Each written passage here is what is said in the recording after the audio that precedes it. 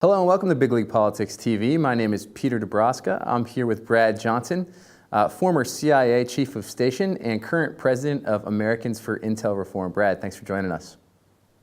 Peter, great to see you again. Thank you so much. So Brad, we're going to talk a little bit today about some of the updates from the Las Vegas massacre. We had the one-year anniversary that was last week. And we have a final intelligence report that has come out from law enforcement officers. And we also have some exclusive information that has not been released to the press yet. So let's go ahead and jump right in. Let's talk about what we were talking about before we went on air here, which is that there is new information that is unknown to the public. Could you give us an update on that? Absolutely. I mean, one of the things that's extraordinarily important and just stunning that this has been buried by everyone, all the authorities and so on. And now it does exist within the final police report. And within that police report, there are two large documents that contain report after report after report from different eyewitnesses to the shooting and so on. This is out of that. This is actually out of the police report. This isn't anything I'm inventing on my own. So there was a young woman. I've exchanged phone calls with her. She doesn't want me to use her name, so I'll respect that wish of hers. But she is a DHS, a Department of Homeland Security TSA employee. So she's trained in security and observing and so on. So this is one of the reasons why this particular report is so interesting. And she reports that at 21:20, now keep in mind the shooting started, that's 9:20 p.m. The shooting started just after 10 p.m. So almost exactly a half hour before the shooting takes place, she's at the back of the concert and looking forward towards the stage with all of the people with their backs towards her.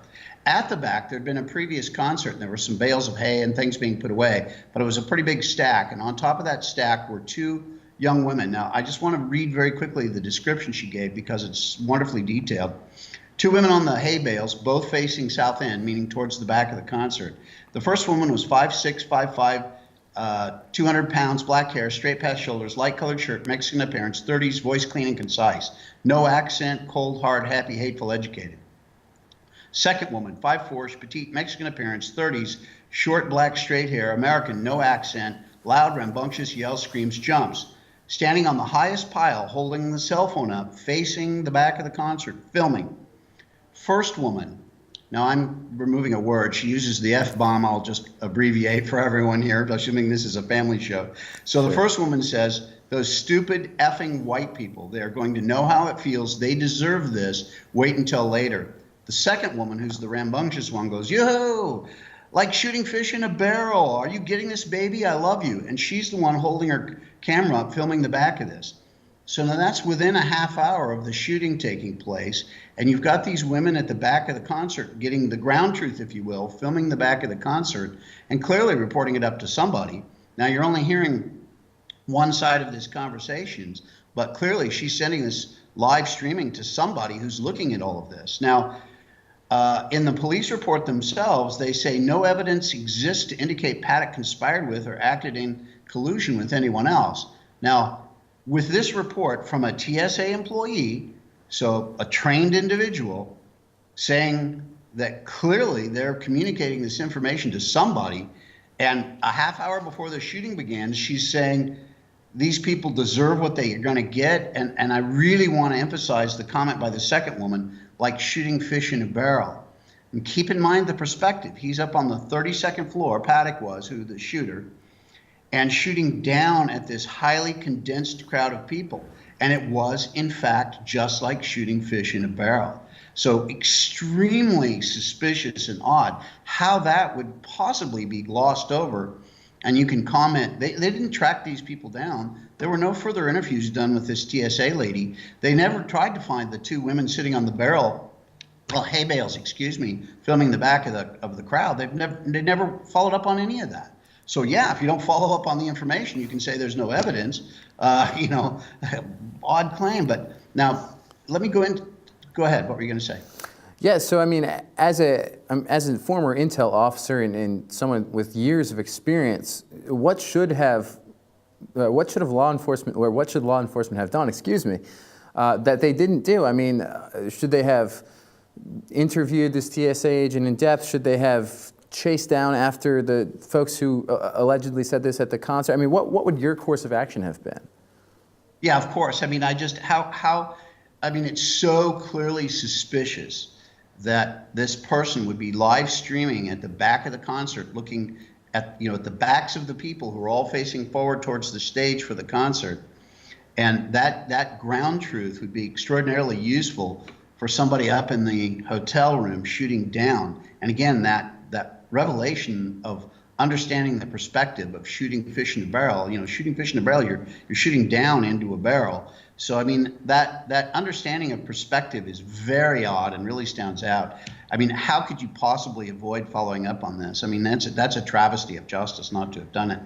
Now, I want to go into the timing of this a little bit too, if you don't mind. Sure. Now, that takes place at 21:20, so 9:20 p.m. So Paddock, there's no reports or information of him doing anything at 9:20. So this is just going into the period where he starts the shooting. So the shooting itself took place at 22:05. So that's 25 minutes from when this was taking place approximately to when the shooting began. And in that period, he's quiet. Now, at 9:36, so about 15 minutes after he may have been viewing this film of the concert from the ground and live streaming it on his phone or something, there were two computers found in his hotel room too. One had the hard drive taken out, but the other was still active. Now, so at 9:36 p.m., he throws the deadbolt to the suite where he is located and his body's later found. Now, he'd been playing with those earlier. Hotels have a system that keeps track of that. So when you throw the deadbolt, unlock the door, go in and out, and all of those things, those are kept track of. Now, there are no cameras on the hallway, but the door, they have that information. So at 9:36, he throws the deadbolt to 32135, the main suite. He has an adjoining room, which is 32134. So 10 minutes go by, and at 21:46, precisely 10 minutes later, he throws the bolt on 32134. Now, this is very important and is completely glossed over. He locks the door to 32135, and did not reopen it. So he uses the inner passage, the connecting room through the door that connects the two rooms.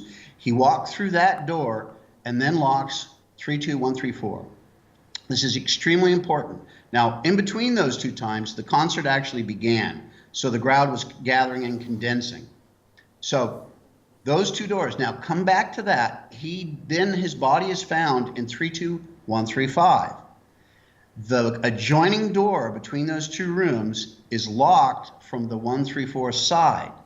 Now, it is physically impossible. There is no way that he could have locked that door to 134 because he was on the 135. His dead body was there. So he ended up in 135. But the 134 door was locked from the 134 side. But we know that only a few minutes before he'd had access to 134 because he threw the deadbolt in there. Extraordinarily important. Then at 10:05, that's when he starts the shooting. It ends 11 minutes later at 10:16. His body's there. Now the police then breach the door, find his dead body laying in 32135. They couldn't get into 32134 through the connecting room. One of the SWAT and one of the police officers both tried to kick through the door, but it was a solid wooden door with a metal frame, and they had to then breach that door so they could gain access into 134. So Paddock could not have done it, and the door wasn't damaged. It was left intact. So, I mean, that's, again, extraordinarily important. Physically, there is no way, it just cannot have happened. It's simply impossible for him to have been able to have access before, but be locked out of 134 without a second person behind the 134 door closing it and locking it from their side. Now, one other element out of that, extraordinarily interesting. In the initial police report, photographs showed a second pair of gloves. Now, Paddock was found with gloves on. His dead body was found with gloves on. And there was a second pair of gloves in the room 134 that had been locked, closing him into 135. So those gloves were found on the bed of 134. Now that's left off the final police report. Wow. Why? And those gloves, they're not, you know how gloves come when they're packed, they're smashed down flat and have never been used. They come, packed that way and they're stacked and everything. So they're smashed down flat. Now those gloves you can see in the photographs from the initial police report had clearly had hands in them because they were just thrown down on the bed side by side, palm down, but they were puffed up, and clearly had been worn by somebody. So I don't think you can make the argument that Paddock was changing gloves back and forth, would go into room 134 and wear one pair of gloves and then come into 135 and wear a second pair of gloves. It just, it's a goofball. That didn't happen. So, and again, those gloves were found in room 134, which at the time of Paddock's death, he did not have access, even though 15 minutes before he did have access. Right, and all of this is important because, just to remind our viewers, because the final law enforcement report says that Stephen Paddock acted alone. Is that correct? Absolutely it. And that's, again, let me just make that comment. This is word for word out of the report. No evidence exists to indicate Paddock conspired with or acted in collusion with anyone else. Well, I've given you two cases of, one is clear evidence that somebody else was there because of the locked doors. And the other thing, again, clear evidence that somebody was colluding with him, sending him photographs. Who else would they be talking to saying this is going to be shooting fish in a barrel and these effing white people deserve what they're going to get here in just a little bit? I mean, clear evidence. There's things wrong with this investigation, and there's been a lot of former intelligence and law enforcement and so on that have looked at some of these details and said, there's just things here that need to be followed up on that have been left. Now, one other extraordinarily interesting thing out of all this, there was another man involved named Brian Hodges, an Australian. Brian Hodges, within an hour or between, say, like an hour and 3 hours or so after the shooting, goes on and does 3 or 4 interviews back to Australia, where he's originally from. Right. In those interviews, a number of very serious, interesting points. First of all, he claims multiple times to have been in room 32134, where the second pair of gloves are found that was locked. Okay, he claims multiple times to have been in that room. You would think that the police would at least want to talk to him about it. And they have never interviewed him. Nobody has ever interviewed him. Nobody. That's right. So Brian Hodges multiple times claims to be in room 32134. He was indeed checked into that hotel. Apparently, he was actually in room 32129. Now, the way the hotel sits is all the 32 designates the floor, so it's the 32nd floor, and then the 1 designates the hallway. So 32129 is in the same hallway nearby 32134. So he was apparently, in fact, on that floor. Why is there no police report from a discussion with him? If he was on the floor of the shooting, wouldn't he be somebody logically that would be interviewed? Now, there's more to this. Immediately after the shooting, as he does these interviews, one of the things he mentions, 2 things really stick in my mind, and I've listened to all of his interviews, recordings of them. Likewise. So, one of them he talks about a small sledgehammer, which is indeed photographed, and it's in the room. It's found near Paddock's body. It was what he used to break open the windows. Right. None of that was reported for the first day. That's right. But within hours, Brian Hodges is reporting that on the news. Now, how did he know that? It's very strange. And also, he talks about the guy being shot in the hallway, who later turns out to be a guard, and mentioned that it was a policeman out there. He's the first person to report that. Well, how did he know that? Now, granted, he was on that floor, supposedly staying, so he could have indeed been up there and seen it. But again, if that's the case, why would the police not want to interview this guy? Right. It's just impossible. He's just too close to this to not be somebody that you'd interview. Now, a lot has been said about how Stephen Paddock was not political. But if you look through the police report, what's the source of that information? The source of that information is his girlfriend, Mary Lou Danley. Now, Danley is the one that was also widely reported to be an activist for the left.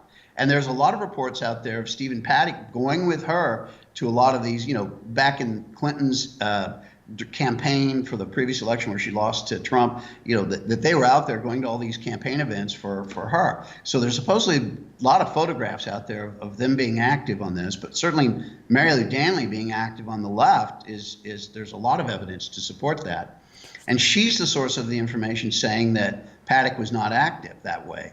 So again, it's kind of circular reporting. Why would you trust her to report on this and not look at it? But since she was physically in the Philippines at the time of the shooting, The police took her off the list of person of interest and just said, well, okay, she wasn't involved because she physically wasn't here. But now, a very interesting fact here, and again, this is not covered by anybody. Brian Hodges is from Australia. Brian Hodges worked at a place called the Gold Coast at a casino. That's right. Now, at the Gold Coast at this casino, there's one casino. Now, there's some others nearby in Brisbane and so on, but there's one at the Gold Coast where he himself said he worked. Now, Mary Lou Danley was also a dealer in a casino.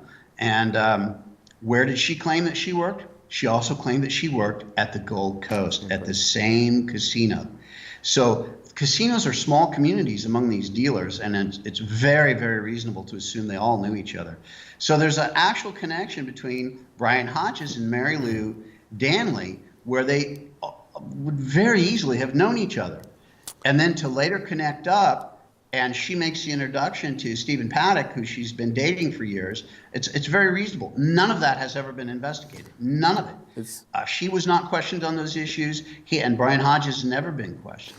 Now, connect that up to one other interesting data point, and then I'll let you ask your question. I'm sorry. Go ahead. But immediately on the heels of these shooting, Antifa in Australia took credit for it. Now, they immediately withdrew the tweet, but they took credit for it, which I have a copy of. And in that tweet, they say one of our Australian members took it to these Trump supporters. That's right. And they got what they deserved. Interesting combination of this girl on the bale of hay saying they're going to get what they deserve, and in this declaration from Antifa in Australia, them using similar phraseology. Now, again, why would they know that one of their own members from Australia was involved in the shooting? Where did that come from? Right. And now, to me, it leads me to believe that Brian Hodges was supposed to stay in this room with Stephen Paddock and shoot it out and die up in that room or something. And that is what Antifa had anticipated and didn't expect him to survive. So they came out with the report right away, knowing that this would come out in the police reports later that Brian Hodges had died. I mean, no, I can't prove that, but it's certainly indicated by the facts. But nobody's investigated it, so we don't know. Nobody's talked to Brian Hodges. Nobody's looked at, how physically that 134 door was locked. Nobody's gone back to talk to this young lady from TSA that was reporting on these women on the bales of hay. Nobody's looking at all this stuff. And yet they go to the conclusion of saying there's no evidence that anyone else is involved. This makes no sense. Something is wrong. So there's one interesting point about the tweet that you mentioned from the Australian Antifa group, right? We actually did a deep dive into Brian Hodge and several instances of reporting on his activities during and shortly thereafter the massacre. But the left-wing press, particularly Snopes, which is a fact-checking website, right? They carried a lot of water for that alleged Antifa Australia group after that post surfaced online. So Snopes actually debunked, according to them, the fact that tweet was legitimate, or that Facebook post was legitimate from the Australian Antifa group. They said, well, this isn't real. It's not the real Australia Antifa group, okay? So in the course of our reporting, we did a deep dive and we looked into who Snopes' source was for saying that post wasn't real. When it turned out to be an anonymous blogger from Australia. So then we reached out to the anonymous blogger. Now, Snopes, by the way, reported his name as one thing, and I found out later his name was completely different. So Snopes didn't even get this anonymous guy's name right. Then I asked him, I said, well, how do you know that wasn't the real Australian Antifa? And he said, well, I just know. I said, well, how do you know? And he said, I mean, I've been around Antifa. I do left-wing activism. I just know.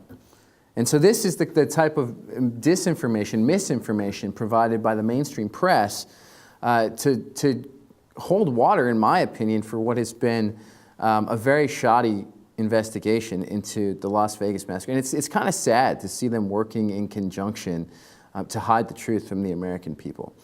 Which brings me to my next question.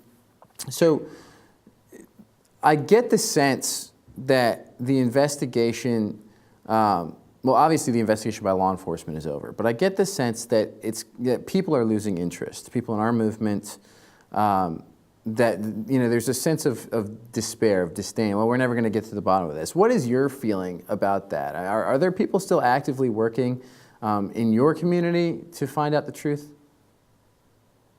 There's very little effort. I would say I'm the only person speaking really publicly on this, and I'm very appreciative of you guys covering it. I mean, there were 58 dead, and according to the final police report, well over 800 wounded to various degrees, and some of them very seriously. They're going to be fighting this the rest of their lives. Of course, the real answer is I'm not sure. There's not a lot of interest. There's not a lot of people covering it. There is a very mild interest on a few people within the press, but it's not being covered like it should with all of those killed and wounded involved. However, I understand there is a lawsuit moving forward out in Las Vegas by the victims' families and the survivors of the shooting and so on. So that if it moves forward at all, and if all of this comes to the surface where it's fully investigated and a lot more is looked at, I think it will come to the surface during that process, during the legal process. Okay. There is a lawyer now kind of representing the families at large. So if it does come to the surface, that will be the way. This is being, I mean, with this final report that has just come out, basically law enforcement has washed its hands of it. And they're not going to follow up on all of this stuff. And I don't know who we would even go to that would have the wherewithal and the courage to kind of reopen and look at these aspects. But really, my heart goes out to these families and these people that were killed and wounded out there. And it just makes me so angry to see this sort of thing. It's very common. I talk a lot about how when there's these types of terrorist attacks, for whatever reason, whether it's an Antifa or ISIS or whatever, there's always an attempt to cover it up. And essentially what they're saying is, oh, well, we don't want people to panic or there to be backlash against mosques or whatever, which I say, well, there hasn't been any of that. So there's, what would make you conclude that that's what's going to happen? Right. But also, too, some guy pulls out an axe and starts running down the street, chopping up people going Allahu Akbar, and then the police look at it and go, oh, we don't know what the motive is. I mean, if it walks like a duck, quacks like a duck, sometimes you got to say, well, this is probably a duck. And I think that's what we have here. A couple of other little points that doesn't get a lot of coverage. There is an FBI report, classified report out that talks about cooperation and collusion between Antifa and ISIS. Following this attack, ISIS also took credit for it. Now, they withdrew that claim as well shortly afterwards. But you had ISIS and Antifa claiming credit. And you have an FBI report out there saying that these two groups are cooperating. Now, again, I don't know. That would require a lot more investigation, and that probably is within the realm of what intelligence would do and certain aspects of law enforcement and so on. But that needs to be taken a look at very seriously, and I don't think people recognize just how dangerous Antifa is. And certainly there should be a wake-up call out in Portland, Oregon, where they've basically taken over the streets and the police are standing by. So, who do you want in charge? Guys with masks on their faces and beating whoever they want to? That you want that pandemonium in the streets? Well, Antifa is your answer if that's how you see it. I mean, they're the jackboot thugs. They are precisely what they say they're against. That's right. And also, I think that aside from what you say is a classified FBI report that talks about Antifa working with ISIS, I believe that there was a report, it might have been in The Guardian, but there's definitely a public report that has been done showing that Antifa leaders met with ISIS leaders, I believe in Germany during the G20 in Hamburg. Is that correct? Yes, I think that's correct. Yeah, so there is a connection there, and it needs to be looked into. No question whatsoever. I mean, that would be very, very dangerous to have them combine up. One other aspect, I don't go into it in too much by way of detail because it requires real in-depth investigation. But if you look at the Twitterverse, if you will, just prior to and following the attack in Las Vegas, the shooting in Las Vegas, Stephen Paddock was very active on Twitter. And a lot of interesting things going there. And people that he was tweeting with where they were exchanging and liking what he said, and different things that are very odd. There's a lot of information out there, and a lot of these people lead back to odd groups. I mean, groups in, say, Mexico, from an area where there's a tremendous amount of activity by terrorist groups. And there's groups back that lead back to individuals that are within the Sinaloa drug cartel. Now, why would all those people be kind of in the same Twitter realm as Stephen Paddock? I'm not precisely sure what to think of it, but I find it highly suspicious. And that's certainly something within the realm that law enforcement should have been looking at too, or who are his associates and so on. And that has never been investigated. And I have reams and reams and reams of information. I mean, many people in the United States who look at this like I do have contacted me and reached out and offered out information and so on. So there's reams of information. I wish there was a law enforcement authority I could pass all of this to and say, go get them, boys, but there's just no interest. Do you think that we'll ever get answers on what happened that day? I'm afraid not. I'm afraid not. I'm greatly frustrated and disappointed to say so, but the FBI is in the throes of so many problems with everything that's been going on, and the corruption at the leadership level, corruption meaning political corruption, that I think they're paralyzed in many ways. And at the working level, where they could do a lot more, they're just not. Their hands are tied in so many ways. I'm afraid this is probably going to fade into the dustbin of history, and nobody cares. Well, it really is sad to see it happen this way. But Brad, this was a very informative interview, and we definitely appreciate all the investigative work that you've been doing. So thanks for joining us today. For Big League Politics TV, this is Peter Dabrowska. Thanks for joining us.